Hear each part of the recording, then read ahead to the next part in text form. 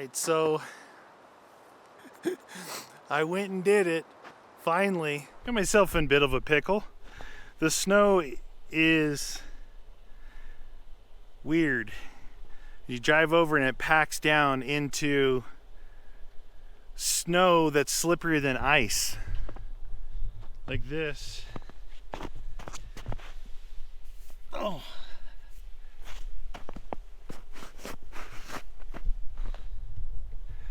Plus there's it's like a berm going up to the fort. Woo! Dude, that is super slippery. Problem is I have these little trees here in front of me. What I was gonna try and do is just go that way, and if I could have forward momentum, plus I have my winch on the front. But right now I'm doing a lot of this back here, and it's really slippery. I just want to test out my fire pit, but I have to get unstuck first. So I'm gonna work on that. I'm heading out right now to possibly, hopefully, try out my new birthday present, which is a stainless steel fire pit. And I want to see how it works. I have no idea. I've never owned one, and I want to give it a try. Plus, 2 days ago it snowed for 2 days. Does that make sense? No math will be done right now, but 2 days ago it snowed for 2 days. We got about 18 to 24 inches, somewhere in there. And then the last 2 days it was still really cold. It was below freezing, but the sun was out, not a cloud in the sky. So it really melted everything down, like around the neighborhood and stuff where I live. But I came up into the mountains here, and I'm on a mountain road, and it's still completely covered over in ice. And I got some people here that might be stuck. I might need to help them. I stopped. Looks like there's 6 people there with shovels. Oh, right where I stopped was a side hill. They slid down into the snow drift in a F350, a big F350 crew cab. So it's the snow here on this road is packed down. It's kind of icy. I wonder if I can get up where I'm going.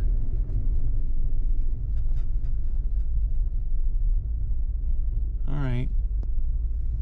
Maybe I'll turn the camera around. All right, so this is definitely slushy, icy snow. There's a few cabins right here before you actually break through.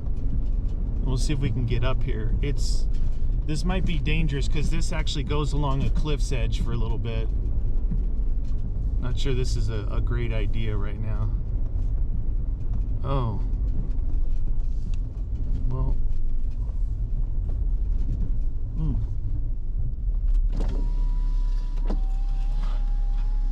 All right, you guys, engaging lockers. There's a snowbank here I gotta try and get through. And I was just talking to one of the owner guys, or one of the cabin guys. I may not be able to get up this. This is really slippery. And it's steep. I know you can't tell on the camera, but we're going pretty good incline here. Definitely no one's been up here. Now I've got my lockers on, so the thing about that is it gives you good traction, but it also will send you four-wheel drifting too. There's no real place to turn around. And I can tell where the cliff's edge is right over there, and it is a cliff's edge. Oh wow, I'm spinning pretty good. Well, what I do for a stake, I'm trying to get this fire pit thing going, and if it works good, I brought just a tiny little stake to try on it. Wow, I'm shot. Oh, okay, this is really narrow here. Yep, I'm in a four-wheel drift right now. Like I said, you know, lockers, you have to be selective with it, because when you do lock it up, that's when you can skate the whole vehicle.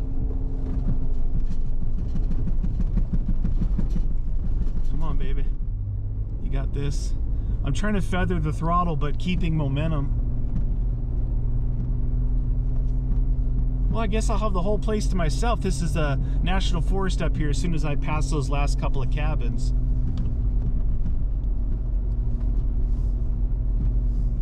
Oh yeah, baby. Oh, it's thick. It is super thick. Oh yeah. All right. Well, we made it to here. Jeez. Wow. Listen to that. That engine's like, woo! So here's the situation. I'm up at 7,200 feet.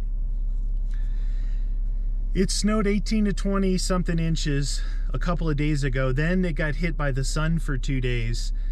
And now it's overcast and it's supposed to start snowing or freezing rain in about 3 hours. And I can see the clouds coming in.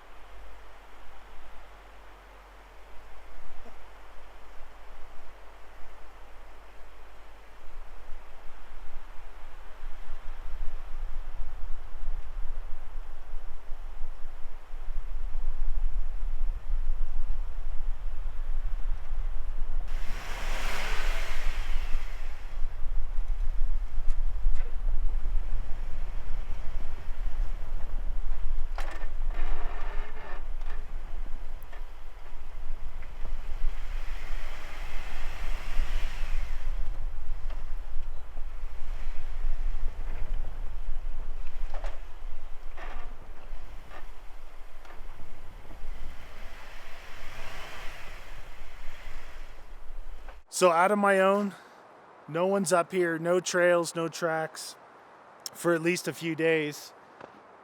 And this snow, when you pack through it, it's up to here. So whatever that is, 14 inches. When you go through it, it packs to the slickest, smoothest thing I've ever felt. I'm on a downhill and I can't go forward because there's trees. I'm not gonna cut them, they're little guys, but I've been here before and I'm not cutting those trees. So what I'm gonna try and do is I'm gonna try and do almost a straight side pull with my winch over to a tree over here, like literally almost a 90-degree pull. There's another storm coming in. It's just after noon now, and it's supposed to hit between 1 and 3. So I got to get going on this. So my recovery gear's on my roof. I've used my winch one time since I've owned it. And that one time was to move a giant boulder out of the middle of a forest trail for the forest rangers in Utah. It was the only time I used it. I haven't tested it, haven't done anything with it, and it's been on there over 5 years. It's a worn winch though. So I'm gonna try and set up for a pull over there.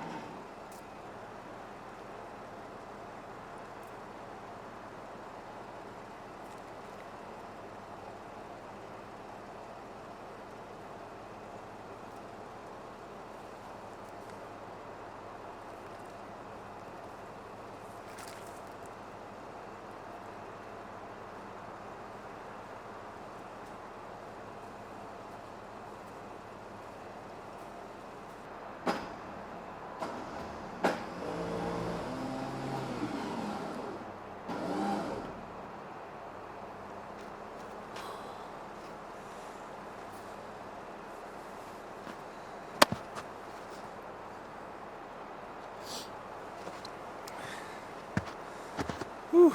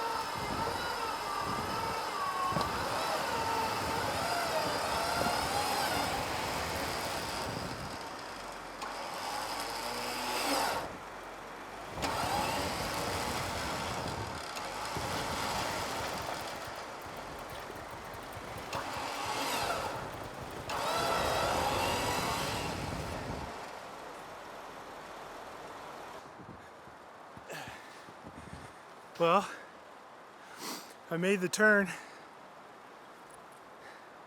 I don't know if you guys saw, but it started snowing pretty good. And of course I waited too long to take off my big wool jacket I got. Sweating like a meatloaf right now, but if you can see over here at the tree, I put it up higher, right? First tree I had it low, it was kind of pulling it into the bank. Moving it higher kind of helped lift the front and turn it. And I just had it in 4 low, letting it do its thing, giving it a little bit of idle just to keep the alternator up while I'm winching.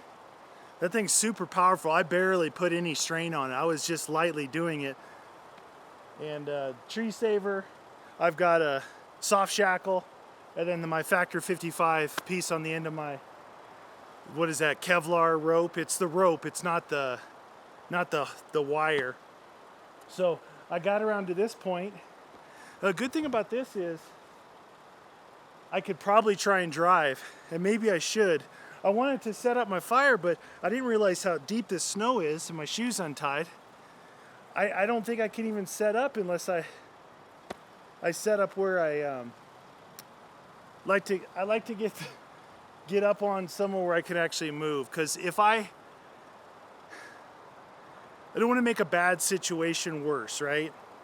It's fun. This is fun doing this, challenging myself. This is the ultimate in, are you really equipped for what you need to be, right? Like I said, I've never used the winch to get myself out. I used it one time to move a boulder, and that was 5 years ago. Haven't touched it, haven't cycled it, nothing since then, and you should. But I do keep a cover on it so the UV doesn't hit the rope, and also any kind of weather doesn't get to it. And I do now park the Jeep in the garage, so that helps a little bit. The remote, it's USB, so I plugged into the USB while I was getting set up. It had half a charge on it, so I was able to work it by myself at the tree. I could hold the thing up and lightly, or I could free spool it as I was going out. It's a really nice winch. It's expensive, but you definitely get what you pay for. Something like that, it's like one bad time pays for it, right? One use where you're out in the middle of nowhere by yourself in a snowstorm, no one's coming for you. That's the one time it pays for itself. But it was also fun to use it. But the thing I'm gonna take away from this is, when I first equipped the Jeep for a winch, I made sure tree saver, the soft shackles, I got hard shackles, I've got an extension strap, I've got a Bubba rope, which is a kinetic one if you have 2 people. I carry all that stuff. So me going around solo everywhere, remember I'm at over 7,000 feet, so you get out of breath pretty easy hiking through this snow. But it worked pretty good. Now, what I was saying was, to make a situation, make sure you don't make a situation worse, would be like, hey, I did it. Stop right there, set up, do my fire pit and all that. But I think maybe I'll try and get the Jeep up onto a flatter spot here, and then maybe think about it or not, because it's getting late and it is starting to snow. I'll check back in with you guys.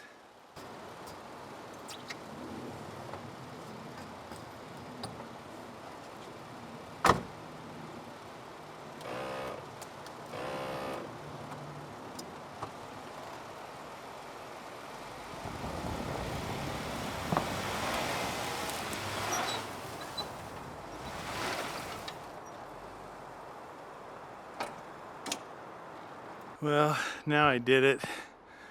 I thought I could go between the trees without the assist of the winch. Off camber, big old, there how it mounds up around trees. So now I've put myself in another pickle. I'll show you guys.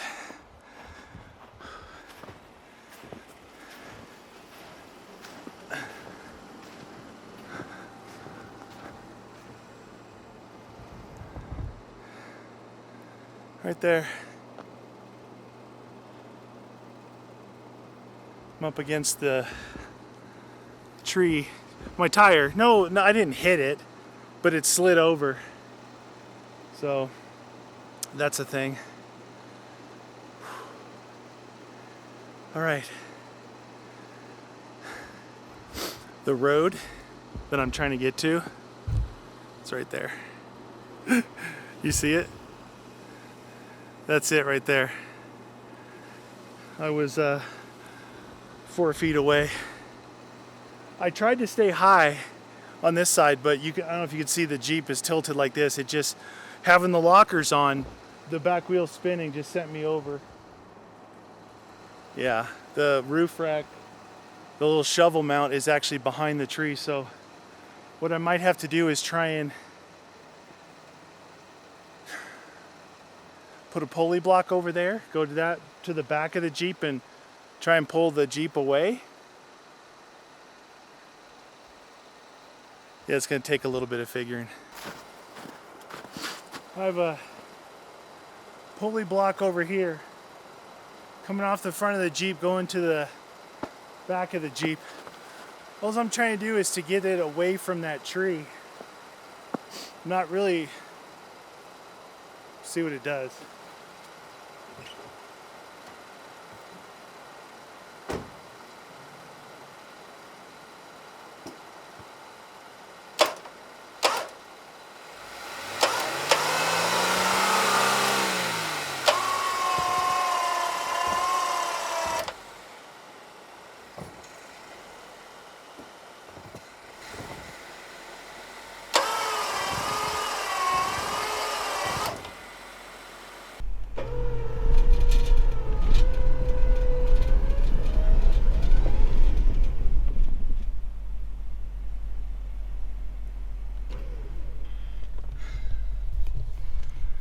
Hope you guys could see that. I was trying to show you in the rearview mirror what I was looking at. I think it worked. Suckers. I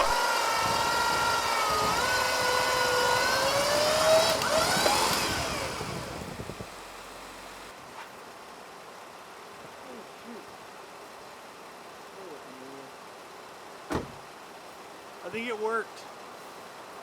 At least it looked like it in my rearview mirror.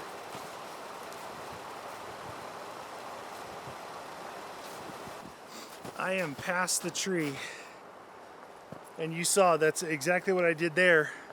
What it did was it pulled me forward, but at the same time it held the back, right? It used the back as its anchor point, so as it was pulling forward, it was also at a minimum holding the back and not letting it slide right into the tree.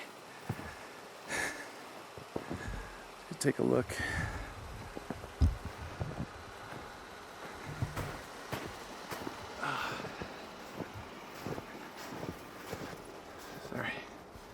Okay, so you can see here, I didn't touch the Jeep at all, and this was actually behind the tree, so we're good, maybe.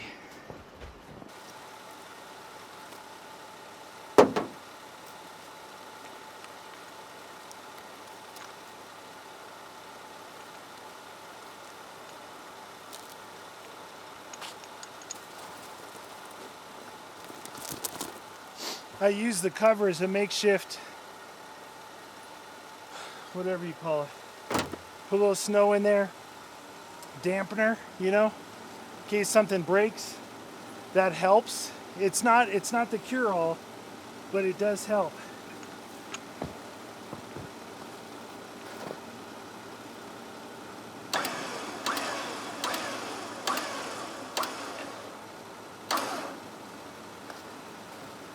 You guys ever hear the saying, don't put your tools away until the job's done?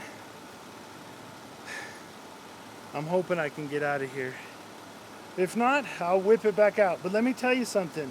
These soft shackles, first time I've used them, these are awesome. So the stuff that I use, just, you know, if you're out of curiosity, if you're the Tree Saver and I've got a purple. They're color coded. The purple one is like an extension strap, and that fluorescent green color one is a Tree Saver. Those are both ARB brand. Bought them 5-6 years ago. This particular soft shackle is a gator jaw. This one's made by Bubba Rope, and Bubba Rope is the one that makes those really cool kinetic, stuck in the mud type rope. This is a 7/16. Its breaking strength is 52,300 or 23,000 kilograms. Pretty good. Thin, light. I've got 2 of them. Or actually, I've got 2 of these and I've got another one. And then my pulley block is a ARB, but I want to get rid of that one because that one is actually designed for the metal rope and not the synthetic. I didn't know that when I bought it. I want to get one of those pulleys. My little eye pin on the front of the winch rope is Factor 55. Factor 55 makes really cool connections for the winch rope. They also make these. They also make like aluminum pulley blocks, but it's just a wheel. It's really cool. So I'm definitely going to get one of those wheels because that ARB one works good, but it's really heavy. It's got some sharp edges, which you got to be careful. You can't use anything. It's got to all be rounded, chamfered edges for these things, but these things are awesome. They work really good. So over here, I used a combination. It's the first time I've used this pulley block. I used a combination. I used my soft shackle on the Tree Saver. And when you take them off, you push the one side and it opens like the lasso knot. This one here. I could do a video on how to use this stuff if you guys want. Even though this is my first time using, obviously I study and figure out how to use my equipment before. But I had to use a combination of the soft shackle with the Tree Saver along with a regular steel shackle that I have a rubber mount in here, and then my pulley block here. So this one's an ARB one, 20,000 pound. It's all metal. What you do is you open it up like this, put your rope in there, close it back up, and then your rope goes along this pulley here. But then now they make ones that are just an aluminum, looks like an aluminum wheel, and the soft shackle holds it in the center. It looks like it works really good, so I think I'm going to pick up one of those. Probably from Factor 55. I like both Bubba Rope and Factor 55. I think Warren Winch acquired Factor 55 not too long ago. So talk about 2 awesome companies getting together. I think the people at Factor 55 are aerospace engineers, so you know that their aluminum is going to be good.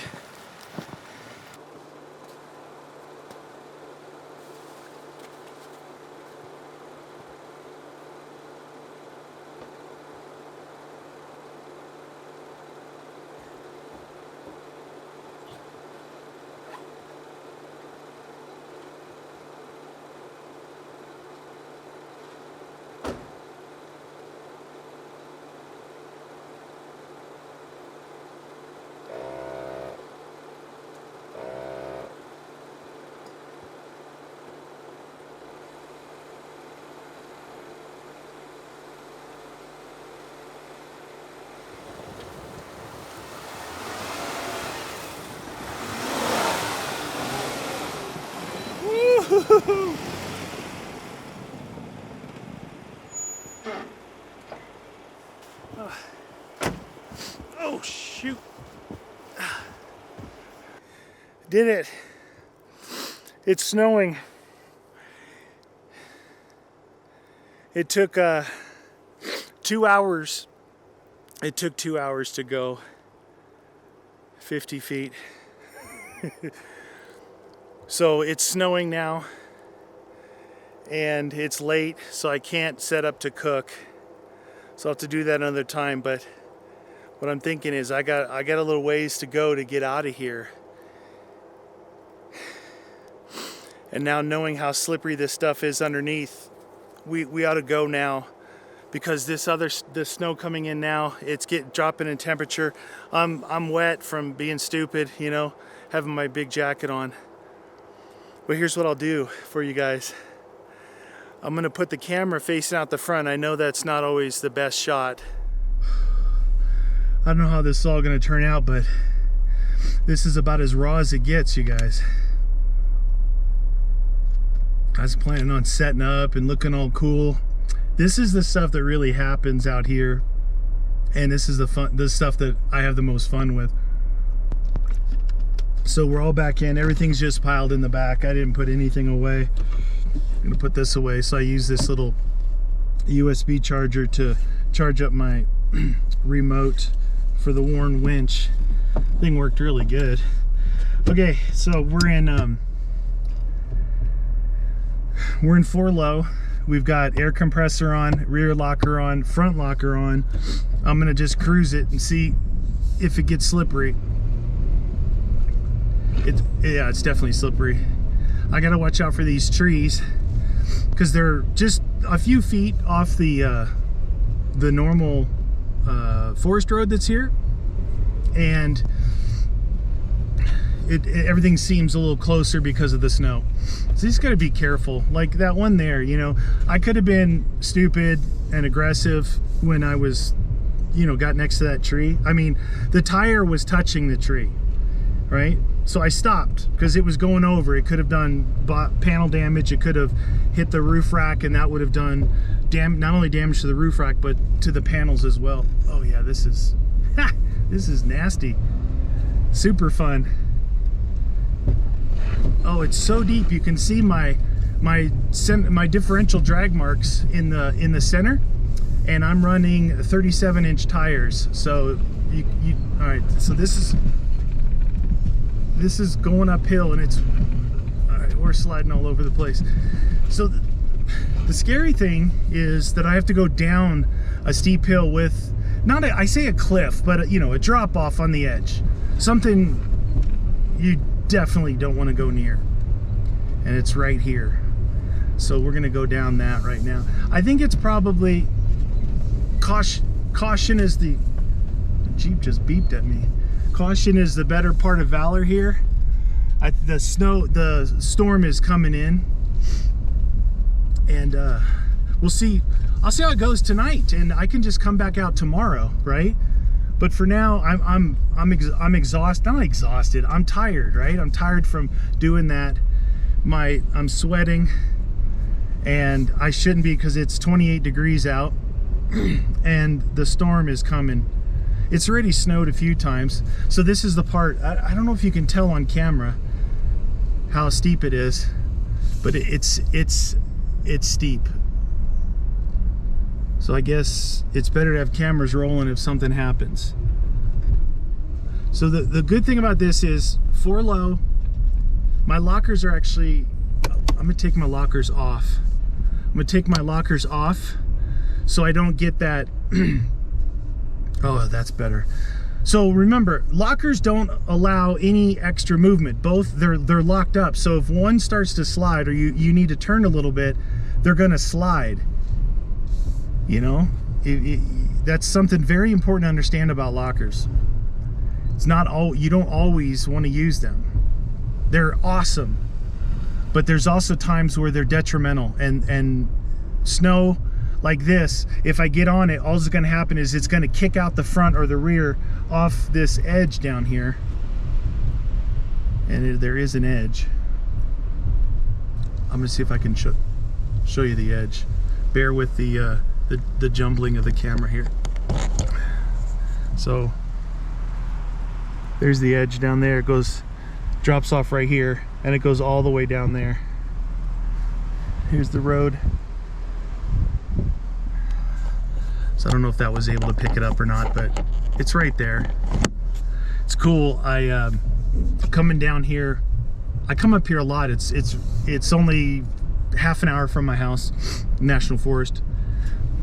This valley, I was coming down here pretty fast. I usually drive pretty fast in the, you know, when it was summertime, and there was a golden eagle soaring right over the deep part of the canyon, but like mad dogging me all the way down. It was so cool.